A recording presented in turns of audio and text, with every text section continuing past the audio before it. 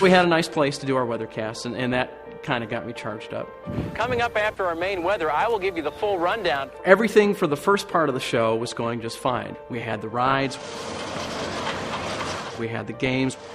I mean, we weren't really stuck behind the corn dog tent. It wouldn't be a fair if it wasn't hot here in the summertime, and we've got temperatures into the 90s today. And the first day, the kickoff day, was Special Needs Day, where they invited people from around the region with special needs to come enjoy the fair with their caretakers. And as you can see, they're getting things started there on the midway and gameway.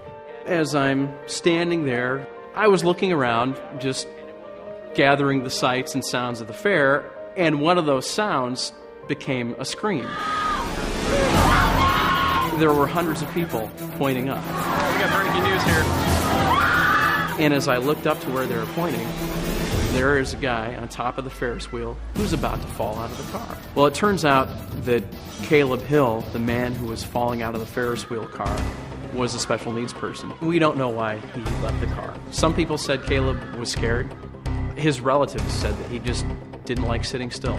And being a small man, about 5 feet tall, he worked his way beneath the safety bar and out of the car.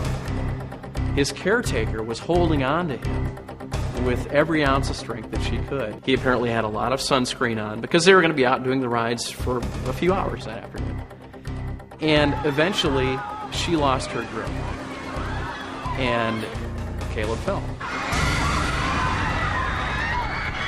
He fell about 12 feet to 15 feet, hitting a bar on the way, and then falling off of that bar to the middle of the Ferris wheel.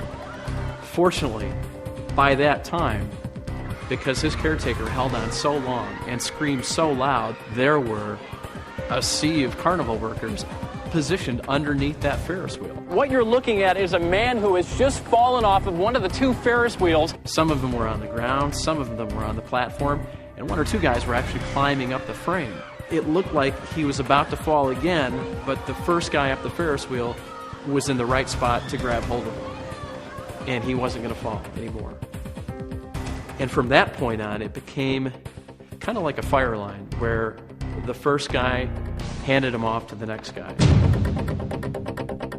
And so as I was wrapping things up, I was able to say, well, here he comes now. And they're now taking him back off of the ride. I would imagine he's probably going to be very bumped and bruised. He was cut, he was bruised, but he didn't have any bones broken. He was lucid, he was conscious, he was taking in the sights and sounds of the fair. It's almost as if he was trying to get off of that stretcher and go back to the rides. He had a little bit of a grin on his face. I don't know if the carnival workers had been trained to react to something like this, but what it really showed is that they all came together as a team, and whatever they were doing got left behind. They were putting their backs and bodies on the line in case the worst happened. I was really impressed by that.